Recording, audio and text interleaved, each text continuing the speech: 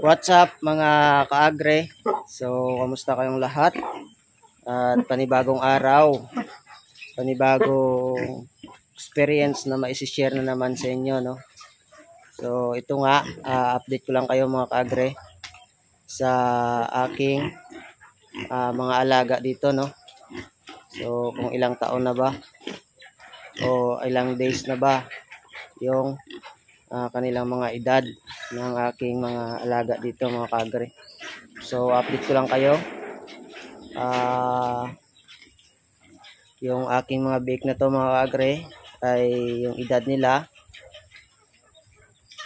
ay nasa 78 days na, no? So 78 days na yung kanilang edad at kunting araw na lang. So pagdating ng 90 days ay ililipat ko na sa grower na pakain, no? So yung pakain nila ngayon mga kaagre ay nasa starter pa lang. So lumipat ako ng pakain sa kanila ay nasa 90 days yung grower stage, no? So ito, ang gaganda na rin yung katawan nila mga kaagre ng aking mga son na gagawing inahin, no? Kung mawawala na talaga yung ESF dito, no? At makapagsimula ulit sa gagawing inahin, no? So ito yung tatlong iniwan ko na biik, no, na puro babae. So kahit paano ay may gagawin akong inahin na naman, no? So tatlo, tapos yung isa kong inahin na natitira ay bali 4. At tamang-tama lang na may barako akong natira dito mga kaagre, no? So wala nang problema sa barako. So ito kahit paano ay nakakasta na rin siya, no? First nakasta ng barako ko na to mga kaagre. So yung edad na to ay mag-iisang taon na rin sa October 24, no? So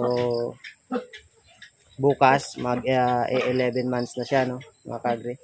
So yung katawan niya ay saktong-sakto lang. So hindi masyadong mataba at hindi naman mapayat mga kaagre. Kaya maganda talaga pag siya ay nagkasta kasi hindi mabigat yung katawan niya, no. At syempre hindi ko naman pinapataba yung aking barako pag ako ay gumawa ng barako mga kaagre, no. So ayan, tuloy-tuloy pa rin mga kaagre sa pagbahagi sa inyo, no, ng aking ginagawa dito.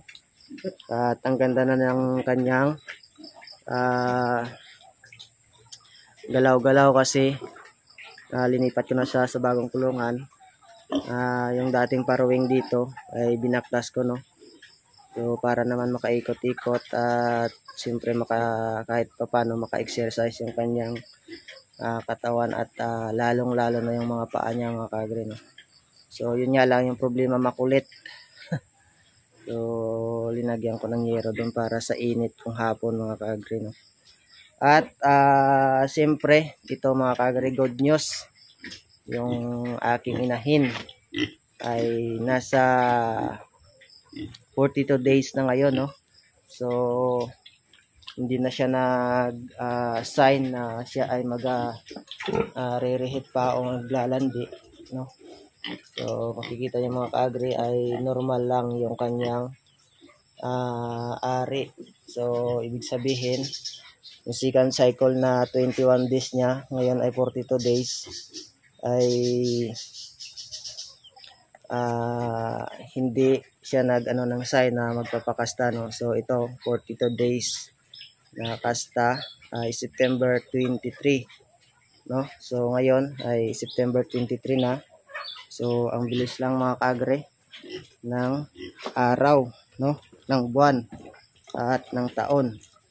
So September 23, ngayon ay second cycle ng kanyang 21 days, no? So 42 days na sa ngayon. So ibig sabihin, confirm na talaga na siya ay buntis, mga kaagre, no? Higit isang buwan na. So kung makikita nyo, higit isang buwan yung kanyang tiyan ay umuumbok na, mga kaagre, oh. So ayun, siguro yung panganganak niya ay sa December na, no? So malapit-lapit na yung December, mga kaagre, no? So ang bilis lang naman ng araw. At ngayon patapos na naman yung September. So hindi mo mamalayan ay patapos na naman yung isang taon, no? 2023. So ayun, mga kaagre, update ko lang kayo sa aking mga alaga dito na natira, no? At syempre, sana nga ay mawala na yung sakit na ASF dito. So hindi pa rin maalis-alis, mga kaagre. Sana tuloy-tuloy na mawala na yung sakit dito. So marami-rami pa kasing mga baboy dito, mga kaagre, no? Na sa ibang barangay pa rin na marami pa rin mga baboy, pero yung iba ay kinakabahan na rin at binibenta na lang nila yung kanilang mga alagang baboy, no? So para maiwasan talaga yung ASF ay siyempre doble ingat talaga tayo, mga kaagre, pag may mga alaga tayong baboy. Kagaya ko, hindi na talaga ako kumakain ng mga karning baboy, no, sa labas. Siyempre bago pumasok dito ay nakapag-disinfect tayo ng ating katawan, no. So alcohol, kahit paano makatulong, malaking tulong na yan, no, bago tayo pumasok sa ating babuyan. So ito, happy farming sa ating lahat lagi, mga kaagre, no. Update ko lang kayo. Ngayon ay buntis na yung aking inahin. At siyempre tuloy-tuloy, antayin na naman na makapanganak, no. So ito yung mga biik ko na naiwan. Itong tatlo ay sana tuloy-tuloy na rin na lumaki sila at maganda yung kanilang paglaki, no, para magawa na namang inahin, no. So hindi na ako magpapalagpas na magpaparami ng inahin, mga kaagre. Siguro sa 4 hanggang 6 na lang, no, kung mawawala na yung ASF, no. Doon na lang ako. So habang tumatagal kasi ay tumataas yung bilihin, no, yung lalong-lalo na yung feeds. So tapos yung bintahan ng live weight dito, mga kaagre, ay gumagalaw, no. Hindi tumataas. Kung tumataas man ay saglitan lang, no, at bumabalik na naman bumababa na naman. So yan yung mga